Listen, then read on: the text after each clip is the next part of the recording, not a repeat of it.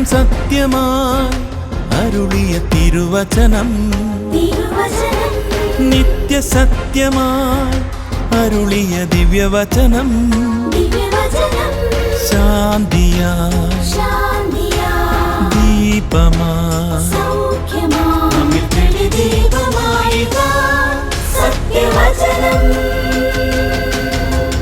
വിടുതലായി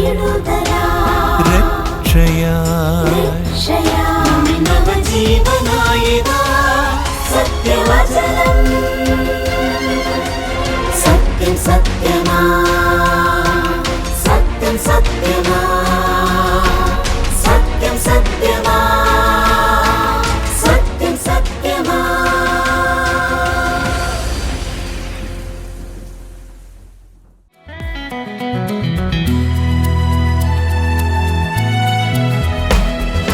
രുചിച്ചിടുവിൻ അവൻ നല്ലവനല്ലോ, ആസ്വദിക്കുവിൻ അവൻ ശ്രേഷ്ഠനല്ലോ. പുകഴ്ത്തിടുവിൻ അവൻ ഉന്നതനല്ലോ, കീർത്തിക്കുവിൻ അവൻ വല്ലഭനല്ലോ. രുചിച്ചിടുവിൻ അവൻ നല്ലവനല്ലോ, ആസ്വദിക്കുവിൻ അവൻ ശ്രേഷ്ഠനല്ലോ. പുകഴ്ത്തിടുവിൻ അവൻ ഉന്നതനല്ലോ, കീർത്തിക്കുവേൻ അവൻ വല്ലഭനല്ലോ. ഏകിടമാരാധന പാടിടാം സ്തുതികൾ, ഏകിടമാരാധന പാടിടാം സ്തുതികൾ.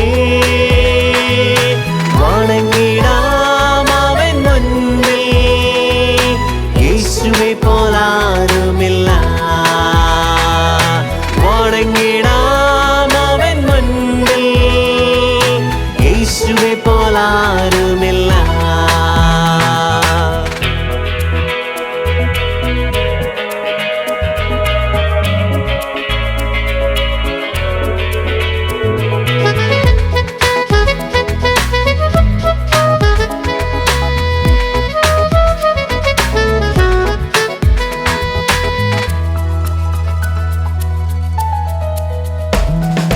മശിഹായേ നീ അഭിഷിക്തനല്ലോ, ക്രിസ്തുവേ നീ രക്ഷകനല്ലോ. രാജാവേ നീ സർവാധികാരിയല്ലോ, പ്രഭാത താരമേ നീ തേജസ്സുള്ളവൻ. മശിഹായേ നീ അഭിഷിക്തനല്ലോ, ക്രിസ്തുവേ നീ രക്ഷകനല്ലോ. രാജാവേ നീ സർവാധികാരിയല്ലോ, പ്രഭാത താരമേ നീ തേജസ്സുള്ളവൻ. ഏകിടമാരാധന പാടിടാം സ്തുതികൾ, ഏകിടമാരാധന പാടിടാം സ്തുതികൾ. വണങ്ങിടാം അവൻ മുന്നിൽ, യേശുവെ പോലാരുമില്ല.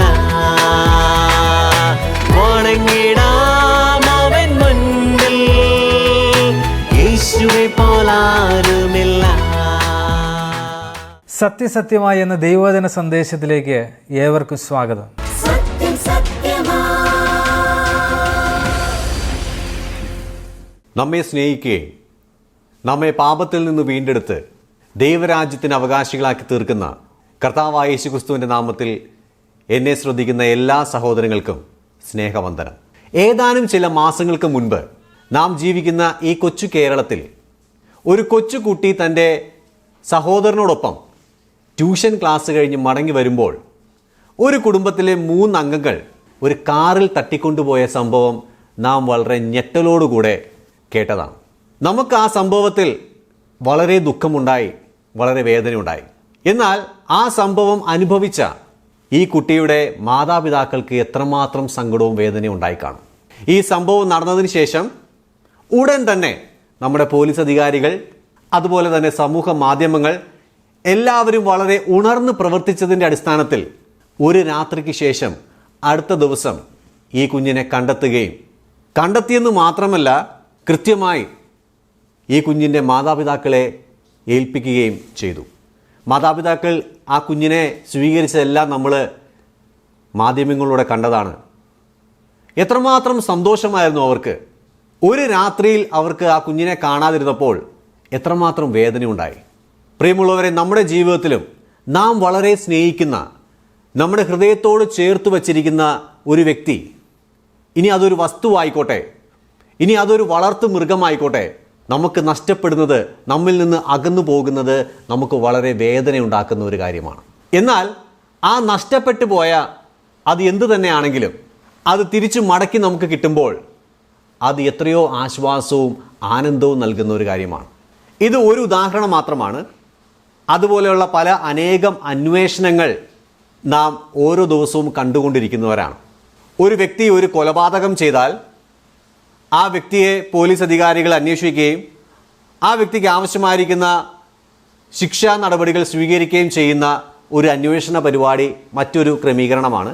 ഇതിനെയെല്ലാം വെല്ലുന്ന ഒരു അന്വേഷണത്തെക്കുറിച്ച് വിശുദ്ധ വേദപുസ്തകമായിരിക്കുന്ന ബൈബിൾ നമ്മളെ പഠിപ്പിക്കുന്നുണ്ട്. ഒരു ചോദ്യം ചോദിക്കട്ടെ. ലോക ചരിത്രത്തിൽ എല്ലാവരും ഒരുപോലെ തെറ്റ് ചെയ്ത് എല്ലാവരും ഒരേ ശിക്ഷയ്ക്ക് തന്നെ വിധിക്കപ്പെട്ടതായിരിക്കുന്ന ഏതെങ്കിലും ഒരു സംഭവത്തെക്കുറിച്ച് നിങ്ങൾ കേട്ടിട്ടുണ്ടോ? നമ്മൾ കേട്ടിരിക്കുന്ന എല്ലാ തെറ്റുകളും തന്നെ ഏതെങ്കിലും ഒരു വ്യക്തിയോ അല്ലെങ്കിൽ ഒരു കൂട്ടം ആളുകളോ മാത്രം ചെയ്തിരിക്കുന്ന തെറ്റുകളാണ്. എന്നാൽ ലോകത്തിലെ എല്ലാവരും ഒരുപോലെ തെറ്റ് ചെയ്തായിരിക്കുന്ന ഒരു സംഭവത്തെക്കുറിച്ചും ബൈബിൾ പഠിപ്പിക്കുന്നുണ്ട്. ആ സംഭവത്തിൻ്റെ പരിഹാരത്തെക്കുറിച്ചും ബൈബിൾ പഠിപ്പിക്കുന്നുണ്ട്. അതിലേക്കാണ് ഇന്ന് നിങ്ങളുടെ ശ്രദ്ധയെ ഞാൻ ക്ഷണിക്കുന്നത്. ഈ ലോകത്തിലുള്ള സകലത്തെയും സൃഷ്ടിക്കുകയും അവയെല്ലാം ഇന്നും പരിപാലിക്കുകയും ചെയ്യുകയും തൻ്റെ സ്വരൂപത്തിലും തൻ്റെ സാദൃശ്യത്തിലും സൃഷ്ടിച്ചതായിരിക്കുന്ന മനുഷ്യൻ, താൻ ഏറ്റവും ശ്രേഷ്ഠരായിട്ട് സൃഷ്ടിച്ച മനുഷ്യൻ പാപം ചെയ്ത് ദൈവത്തിൽ നിന്ന് അകന്നു പോയപ്പോൾ ആ സൃഷ്ടിതാവായിരിക്കുന്ന ദൈവം എത്രമാത്രം വേദനിച്ചിട്ടുണ്ടാകും. ആ ദൈവം തന്നെ തൻ്റെ പുത്രനായിരിക്കുന്ന കർത്താവായ യേശുക്രിസ്തുവിനെ ഈ തെറ്റിപ്പോയതായിരിക്കുന്ന നമ്മെ ഓരോരുത്തരെയും തേടി അന്വേഷിച്ച് വന്ന ഒരു സംഭവമാണ് ബൈബിളിൽ നമ്മൾ ആത്യന്തികമായിട്ട് കാണുന്നത്. അതിനോടുള്ള ബന്ധത്തിൽ ഒരു ചെറിയ ചരിത്ര സംഭവം വേദഭാഗത്ത് നിന്ന് ഞാൻ വായിക്കുവാനായിട്ട് താല്പര്യപ്പെടുകയാണ്. ലൂക്കോസ് എഴുതിയ സുവിശേഷം 19-ാമത്തെ അധ്യായം അതിൻ്റെ 1 മുതൽ 10 വരെയുള്ള വാക്യങ്ങൾ. അവൻ യെരീഹോവിൽ എത്തി കടന്നു പോകുമ്പോൾ ചുങ്കക്കാരിൽ പ്രമാണിയും ധനവാനുമായ സക്കായി എന്നു പേരുള്ള ഒരു പുരുഷൻ യേശു എങ്ങനെയുള്ളവനെന്ന് കാണുവാൻ ശ്രമിച്ചു. വളർച്ചയിൽ കുറിയവനാകൊണ്ട് പുരുഷാരം നിമിത്തം കഴിഞ്ഞില്ല. എന്നാറെ അവൻ മുൻപോട്ട് ഓടി അവനെ കാണേണ്ടതിന് ഒരു കാട്ടത്തിമേൽ കയറി. യേശു ആ വഴിയായി വരികയായിരുന്നു. അവൻ ആ സ്ഥലത്ത് എത്തിയപ്പോൾ മേലോട്ട് നോക്കി, സക്കായിയെ വേഗം ഇറങ്ങി വാ, ഞാൻ ഇന്ന് നിന്റെ വീട്ടിൽ പാർക്കേണ്ടതാകുന്നു എന്ന് അവനോട് പറഞ്ഞു. അവൻ ബന്ധപ്പെട്ട് ഇറങ്ങി സന്തോഷത്തോടെ അവനെ കൈക്കൊണ്ടു. കണ്ടവരെല്ലാം അവൻ പാപിയായൊരു മനുഷ്യനോട് കൂടെ പാർപ്പാൻ പോയി എന്ന് പറഞ്ഞ് പിറുപിറുത്തു. സക്കായിയോ നിന്ന് കർത്താവിനോട്, കർത്താവേ, എൻ്റെ വസ്തുവകയിൽ പാതി ഞാൻ ദരിദ്രർക്ക് കൊടുക്കുന്നുണ്ട്. വല്ലതും ചതിവായി വാങ്ങിയിട്ടുണ്ടെങ്കിൽ 4 മടങ്ങ് മടക്കി കൊടുക്കുന്നു എന്ന് പറഞ്ഞു. യേശു അവനോട്, ഇവനും അബ്രഹാമിൻ്റെ മകനാകിയാൽ ഇന്ന് ഈ വീട്ടിന് രക്ഷ വന്നു. കാണാതെ പോയതിനെ തിരഞ്ഞ് രക്ഷിപ്പാനല്ലോ മനുഷ്യപുത്രൻ വന്നത് എന്ന് പറഞ്ഞു. ഈ വേദഭാഗത്തെ ആസ്പദമാക്കി 2 കാര്യങ്ങളാണ് ഞാൻ ഇന്ന് പ്രധാനമായിട്ടും ഒരുമിച്ച് നമുക്ക് ചിന്തിക്കാം എന്ന് താല്പര്യപ്പെടുന്നത്. ഒന്നാമത്തെ പോയിന്റ് എന്നത് യേശു പാപിയെ അന്വേഷിച്ചു വന്ന ഒരു ദൈവമാണ്. പാപിയെ അന്വേഷിച്ചു വന്നു എന്ന് പറയുമ്പോൾ ആ പാപികളിൽ സമ്പന്നൻ എന്നില്ല, ദരിദ്രൻ എന്നില്ല, വിദ്യാഭ്യാസമുള്ളവനെന്നില്ല, വിദ്യാഭ്യാസമില്ലാത്തവനെന്നില്ല, സൗന്ദര്യമുള്ളവനെന്നില്ല, സൗന്ദര്യമില്ലാത്തവൻ എന്നില്ല, ആരോഗ്യമുള്ളവനെന്നില്ല, ആരോഗ്യം ഇല്ലാത്തവനെന്നില്ല. അങ്ങനെ ഏത് മനുഷ്യനെയും രക്ഷിപ്പാൻ തക്കവണ്ണം, അങ്ങനെ ഏത് മനുഷ്യനെയും രക്ഷിക്കുവാനായിട്ട് ഈ ലോകത്തിലേക്ക് അന്വേഷിച്ചു വന്ന ഒരു വ്യക്തിയാണ് കർത്താവായ യേശുക്രിസ്തു. നാം ഈ വായിച്ച വേദഭാഗത്ത് ഒരു വ്യക്തിയെ നമ്മൾ പരിചയപ്പെടുന്നുണ്ട്. ആ വ്യക്തിയുടെ പേര് സക്കായി എന്നാണ്. സക്കായിയെ ഞാനൊന്ന് കൂടുതൽ പരിചയപ്പെടുത്താം. സക്കായി എന്ന വ്യക്തി ഒരു ചുങ്കക്കാരനായിരുന്നു. ചുങ്കക്കാരൻ എന്ന് പറയുമ്പോൾ റോമ ചക്രവർത്തിക്ക് നികുതി പണം പിരിച്ചു കൊടുക്കുന്ന ഒരു ജോലിയായിരുന്നു സക്കായിയുടെ ജോലി. അതുകൊണ്ട് തന്നെ താൻ ആ ദേശത്തെ ഏറ്റവും വലിയ സമ്പന്നനായിരുന്നു. സമ്പന്നൻ മാത്രമായിരുന്നില്ല, ആ നാട്ടിലെ ഏറ്റവും വലിയ പ്രമാണിയായിരുന്നു.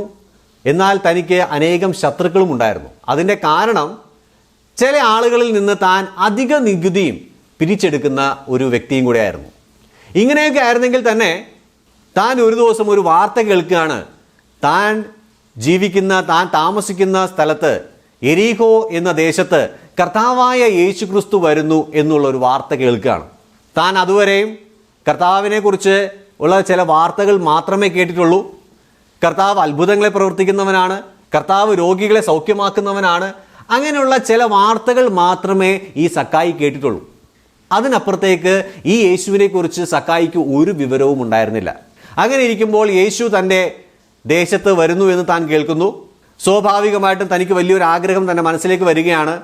ഈ യേശുവിനെ ഒന്ന് നേരിട്ട് കാണണം, ഈ യേശുവിനെ നേരിട്ട് കാണണം എന്ന് തൻ്റെ ഹൃദയത്തിൽ ആഗ്രഹം വരുമ്പോൾ തന്നെ രക്ഷിക്കുവാൻ കഴിവുള്ള രക്ഷകനായിട്ട് ഈ ലോകത്തിലേക്ക് വന്ന ഒരു കർത്താവായ യേശു ക്രിസ്തുവിനെ കാണണം, പരിചയപ്പെടണം, ആ രക്ഷകൻ്റെ ഒരു മകനായിട്ട് ഈ ലോകത്തിൽ മാറണം എന്നുള്ള ഒരു ചിന്തയല്ല തനിക്കുണ്ടായിരുന്നത്. ഏതോ ഒരു സെലിബ്രിറ്റിയെ കാണുന്ന പോലെ ഒരു ചിന്ത മാത്രമായിരുന്നു സക്കായിക്ക് അന്നുണ്ടായിരുന്നത്. ഒരു ഉദാഹരണം ഞാൻ പറയാം. നാം താമസിക്കുന്ന സ്ഥലത്ത് നമ്മുടെ ഇന്ത്യയുടെ പ്രധാനമന്ത്രി വരുന്നു എന്നൊന്ന് സങ്കല്പിച്ച് നോക്കുക. ഒരുപക്ഷെ നമ്മളെല്ലാവരും തന്നെ ഒന്ന് കാണുവാനായിട്ട് ചെല്ലുമല്ലേ? അതേ ഒരു അനുഭവം തന്നെയായിരുന്നു സക്കായിക്കും ഉണ്ടായിരുന്നത്. തൻ്റെ ആഗ്രഹം വളരെ വലിയൊരു ആഗ്രഹമായതുകൊണ്ട് തന്നെ കർത്താവിനെ എങ്ങനെയെങ്കിലും കാണണമെന്നുള്ള ചിന്തയോടുകൂടെ താൻ ഒരു കാട്ടത്തിമേൽ കയറി ഇരിക്കുവാനായിട്ട് തീരുമാനിക്കുകയാണ്. അതിൻ്റെ കാരണം നമ്മൾ വായിച്ച വേദഭാഗത്ത് കാണുന്നുണ്ട്. താൻ അല്പം പൊക്കം കുറഞ്ഞ ഒരാളായിരുന്നു. അനേകം പുരുഷാരം അവിടെ കൂടിയിരിക്കുകയാണ്. അതുകൊണ്ട് തന്നെ പുരുഷാരങ്ങളുടെ ഇടയിൽ നിന്ന് കഴിഞ്ഞാൽ തനിക്ക് കർത്താവിനെ നേരിട്ട് കാണുവാനായിട്ട് സാധിക്കുകയില്ല എന്നുള്ള ബോധ്യമുള്ളത് കൊണ്ട് താൻ ചാടി ഒരു കാട്ടത്തിമേൽ കയറി. അങ്ങനെ താൻ ആ കാട്ടത്തിമേൽ ഇരിക്കുമ്പോൾ വളരെ ആകാംക്ഷയോടുകൂടെ കർത്താവിൻ്റെ വരവിനെ നോക്കി അങ്ങനെ ഇരിക്കുകയാണ്. കർത്താവ് ആ ദേശത്ത് വന്നു. കർത്താവ് ആ ദേശത്ത് വന്ന് സക്കായിയുടെ അടുക്കിലേക്ക് താൻ അങ്ങനെ വരികയാണ്. സക്കായിയുടെ അടുക്കിലെത്തിയപ്പോൾ സക്കായിയെ നോക്കി, സക്കായിയെ വേഗം ഇറങ്ങി വാ എന്നാണ് കർത്താവ് പറയുന്നത്. നിങ്ങളൊരു കാര്യം അവിടെ മനസ്സിലാക്കണം. സക്കായി യേശുവിനെ ആദ്യമായിട്ടാണ് കാണുന്നത്. അതുപോലെ തന്നെ യേശുവും സക്കായിയെ ആദ്യമായിട്ടാണ് കാണുന്നത്. ആദ്യമായിട്ട് കാണുമ്പോൾ തന്നെ യേശു സക്കായിയെ പേര് പറഞ്ഞാണ് വിളിക്കുന്നത് എന്നുള്ളത് വളരെ അത്ഭുതകരമായിരിക്കുന്ന ഒരു കാര്യമാണ്. ഒരു പരിചയവുമില്ലാത്ത ഒരാളെ നമുക്ക് ഒരിക്കലും പേര് പറഞ്ഞ് വിളിക്കുവാനായിട്ട് സാധിക്കില്ല, അല്ലേ? നമുക്ക് പരിചയമുണ്ടെങ്കിൽ മാത്രമേ നമുക്ക് ഒരു വ്യക്തിയെ പേര് പറഞ്ഞ് വിളിക്കുവാനായിട്ട് സാധിക്കുകയുള്ളൂ. നമുക്കിവിടെ നിന്ന് ഒരു കാര്യം മനസ്സിലാക്കുവാനായിട്ട് സാധിക്കും. യേശു ദൈവമാണ് എന്നത് പൂർണ്ണമായി സ്ഥാപിക്കുവാൻ കഴിയുന്ന കാര്യമാണ് യേശു സക്കായിയെ നോക്കി സക്കായിയെ ഇറങ്ങി വാ എന്ന് പറഞ്ഞ് വിളിക്കുന്നത്. പ്രിയമുള്ളവരെ, നമുക്കിവിടെ നിന്ന് മനസ്സിലാക്കുവാൻ കഴിയുന്ന കാര്യം, യേശു ഈ ലോകത്തിലേക്ക് വന്നത് പാപികളായ മനുഷ്യരെ തേടിയാണ്. ആ പാപികളിൽ ഞാനും നിങ്ങളും എല്ലാവരും ഉണ്ടായിരുന്നു. യേശു നമ്മെ അന്വേഷിച്ച് വന്നപ്പോൾ യേശു നമ്മെക്കുറിച്ച് ഒരു പകുതി മാത്രം അറിഞ്ഞു വന്ന ഒരു വ്യക്തിയല്ല. നമ്മെ മുഴുവനുമായി അറിഞ്ഞ് ഈ ലോകത്തിലേക്ക് നമ്മെ അന്വേഷിച്ചു വന്ന ഒരു വ്യക്തിയാണ് കർത്താവായ യേശു ക്രിസ്തു. സക്കായി ആ വിളി കേട്ട് ഇറങ്ങി വന്ന് യേശു അന്ന് രാത്രിയിൽ സക്കായിയോടുകൂടെ തൻ്റെ വീട്ടിൽ പാർത്തു എന്നാണ് നമ്മളോട് വായിക്കുന്നത്. സക്കായി യേശുവെ സ്വീകരിച്ചതുകൊണ്ട് യേശു തൻ്റെ വീട്ടിലേക്ക് പാർക്കുവാനായിട്ട് കാരണമായി തീർന്നു. ഇന്ന് നമ്മൾ കർത്താവിനെ സ്വീകരിക്കുന്നുവെങ്കിൽ കർത്താവ് നമ്മുടെ ഹൃദയങ്ങളിലും നമ്മുടെ ഭവനത്തിലും പാർക്കുവാൻ തയ്യാറായി നിൽക്കുന്ന ഒരു യേശുവാണ് നമുക്കുള്ളത്. ഇനി രണ്ടാമത്തെ പോയിന്റിലേക്ക് നമുക്ക് പോകാം.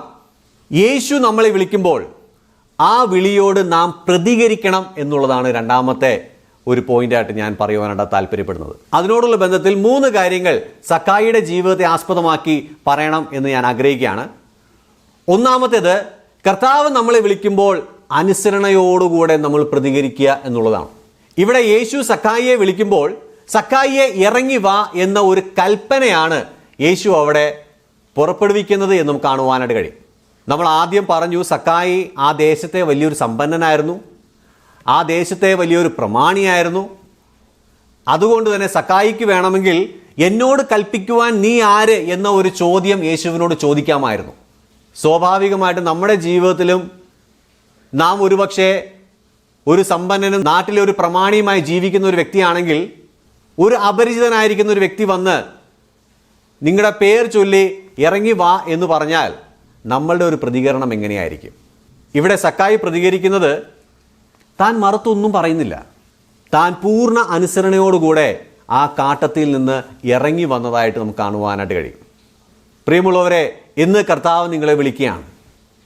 കർത്താവ് വിളിക്കുമ്പോൾ അനുസരണയോടുകൂടെ നിങ്ങളെ തന്നെ പൂർണ്ണമായി കർത്താവിലേക്ക് സമർപ്പിച്ച് ഇറങ്ങി വരുവാൻ നിങ്ങൾ മനസ്സ് വയ്ക്കുന്നുവെങ്കിൽ നിങ്ങളുടെ ജീവിതങ്ങൾ അനുഗ്രഹിക്കപ്പെടുവാൻ കാരണമായി തീരും.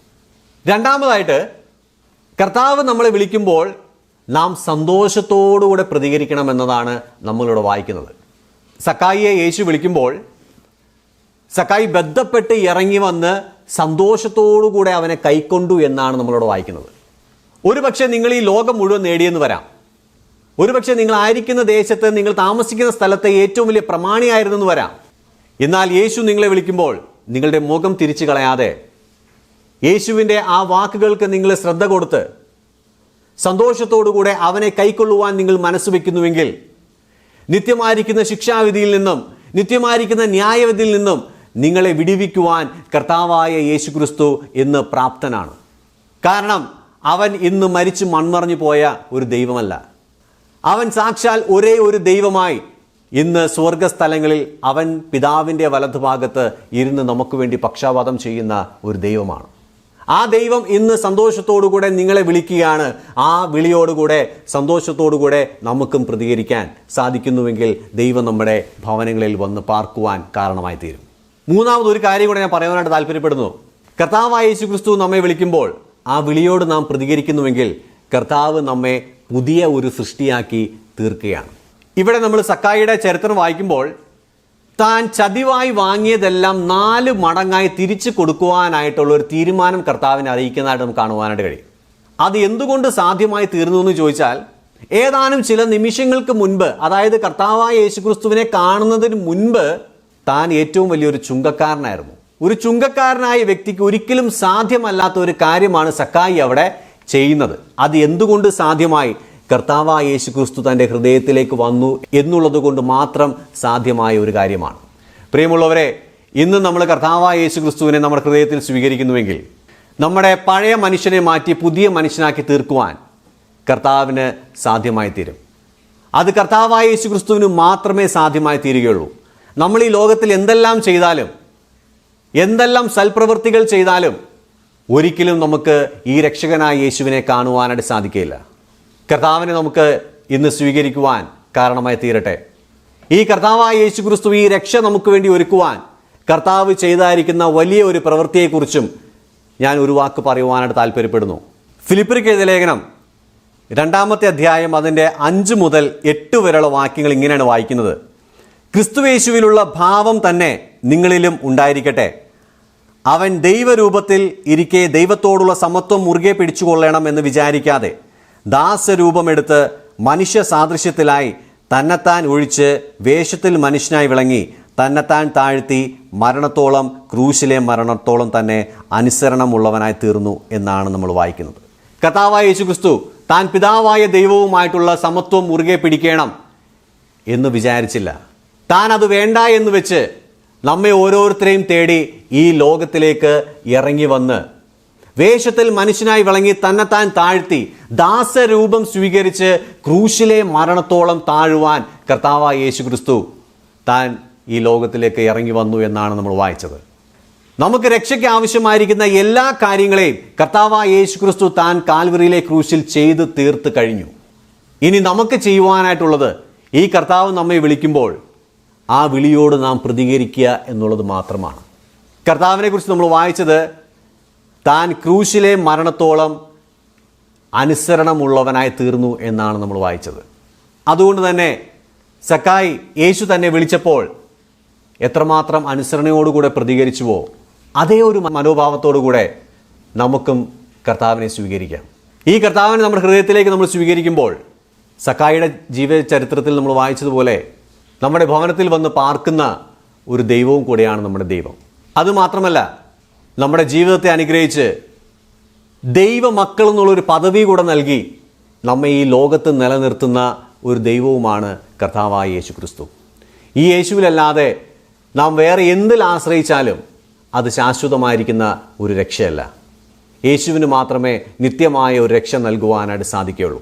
അതിന് കാരണം എന്താണെന്ന് ചോദിച്ചാൽ, പാപികളായ മനുഷ്യനെ അന്വേഷിച്ച് ഈ ലോകത്തിലേക്ക് വന്ന ഒരേ ഒരു രക്ഷകൻ, ഒരേ ഒരു ദൈവം എന്ന് പറയുന്നത് അത് സാക്ഷാൽ കർത്താവായ യേശു ക്രിസ്തു മാത്രമാണ്.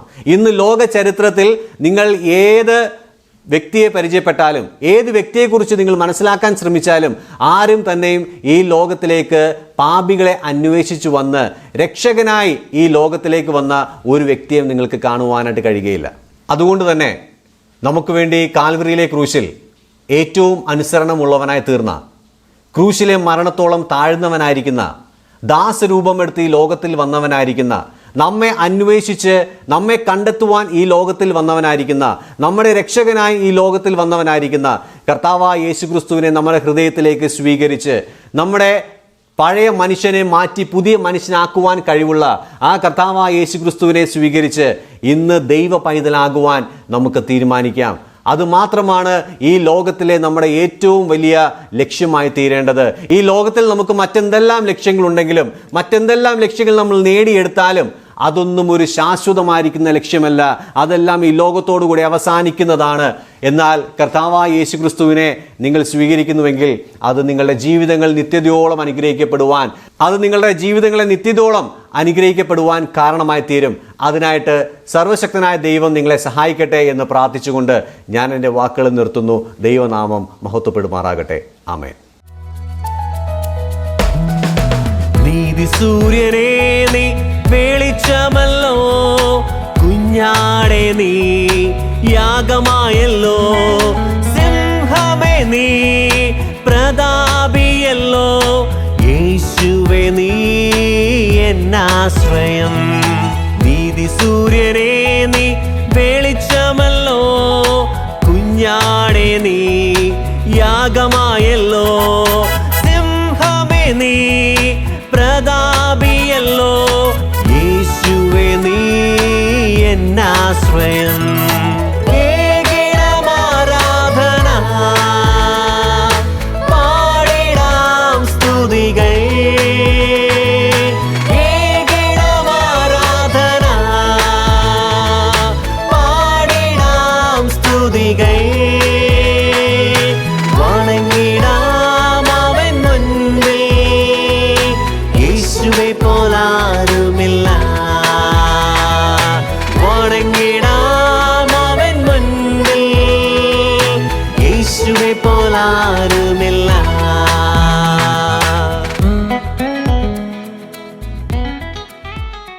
നാം ഓരോരുത്തരും നമ്മുടെ ജീവിതവുമായി ബന്ധപ്പെട്ട് പല കാര്യങ്ങൾ അന്വേഷിക്കുന്നവരാണ്. എങ്ങനെ മക്കളെ നല്ല രീതിയിൽ വളർത്തിയെടുക്കുവാനായിട്ട് സാധിക്കും, എങ്ങനെ എനിക്ക് ധനാഢ്യനായിട്ട് തീരുവാൻ സാധിക്കും, എങ്ങനെ നല്ല ബന്ധങ്ങൾ കീപ്പ് ചെയ്യുവാനായിട്ട് സാധിക്കും, അങ്ങനെ ഒട്ടനവധി കാര്യങ്ങൾ ചിന്തിക്കുകയും ചോദിക്കുകയും അതിന് ഉത്തരം കണ്ടെത്തുകയും ചെയ്യുന്നവരാണ് ഞങ്ങളെ കേൾക്കുന്നവരെന്ന് ഞങ്ങൾക്കറിയാം. എന്നാൽ ജീവിതത്തിൽ അതിപ്രധാനപ്പെട്ടതായ വളരെ ഗൗരവമേറിയ ആത്മീയ രക്ഷയെക്കുറിച്ച് നാം ചിന്തിച്ചിട്ടുണ്ടോ, അതിനെക്കുറിച്ച് നാം അന്വേഷിച്ചിട്ടുണ്ടോ എന്നുള്ളത് വളരെ പ്രധാനപ്പെട്ടതായിരിക്കുന്ന ചോദ്യമാണ്. തിരുവെഴുത്തിൽ നാം ഇങ്ങനെ വായിക്കുന്നു, നാം ദൈവത്തെ സ്നേഹിച്ചതല്ല, ദൈവം നമ്മെ സ്നേഹിച്ചു. അതേ പ്രിയപ്പെട്ടവരെ, ദൈവം നമ്മെ സ്നേഹിച്ച് നമുക്ക് വേണ്ടി തൻ്റെ പൊന്നോമന പുത്രനായിരിക്കുന്ന കർത്താവായ യേശു ക്രിസ്തുവിനെ കാൽവറിയിലെ ക്രൂശിൽ യാഗമായിട്ട് തീർത്തു. നമുക്കറിയാം, കാണാതെ പോയ ഒരാടിനെ തേടിയിറങ്ങി വന്ന നല്ല ഇടയനെക്കുറിച്ചാണ് തിരുവെഴുത്ത് നമ്മെ പഠിപ്പിക്കുന്നത്. അതേ പ്രിയപ്പെട്ടവരെ, നാം ഓരോരുത്തരും കാണാതെ പോയവരായിരുന്നു, ദൈവത്തിൽ നിന്ന് അകന്നുപോയ മനുഷ്യരായിരുന്നു. ആ കാണാതെ പോയ മനുഷ്യരെ തേടിയിറങ്ങി വന്ന നല്ല ഇടയനെയാണ് ബൈബിൾ നമ്മെ പരിചയപ്പെടുത്തുന്നത്. നല്ല ഇടയൻ തൻ്റെ ആടുകൾക്ക് വേണ്ടി തൻ്റെ ജീവനെ വെച്ചു കൊടുക്കുന്നു. നമുക്ക് വേണ്ടി തൻ്റെ ജീവനെ വെച്ചു കൊടുത്ത ആ നല്ല ഇടയനിൽ വിശ്വസിക്കുന്നവന് നിത്യജീവൻ പ്രാപിക്കുവാനായിട്ട് സാധിക്കും.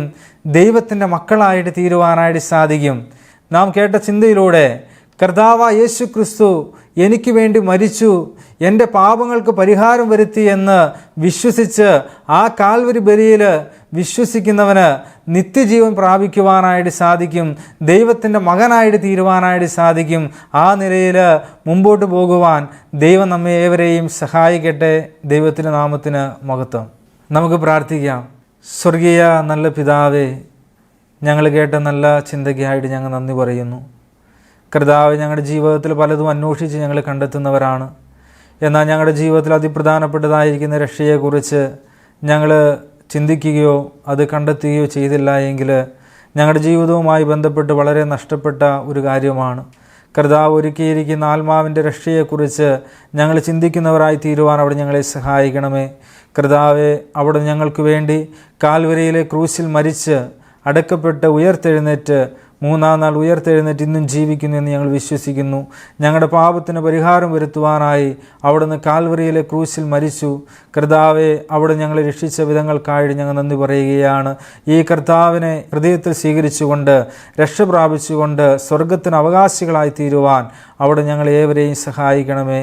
ഞങ്ങളുടെ പ്രാർത്ഥനയും യാചനയും അവിടുന്ന് കേട്ടതോർത്ത് സ്തോത്രം. എല്ലാ യേശു ക്രിസ്തുവിൻ്റെ ധന്യമുള്ള നാമത്തിൽ തന്നെ ആമേൻ. ഈ വചന സന്ദേശം നിങ്ങൾക്കൊരു അനുഗ്രഹമായി എന്ന് ഞങ്ങൾ വിശ്വസിക്കുന്നു.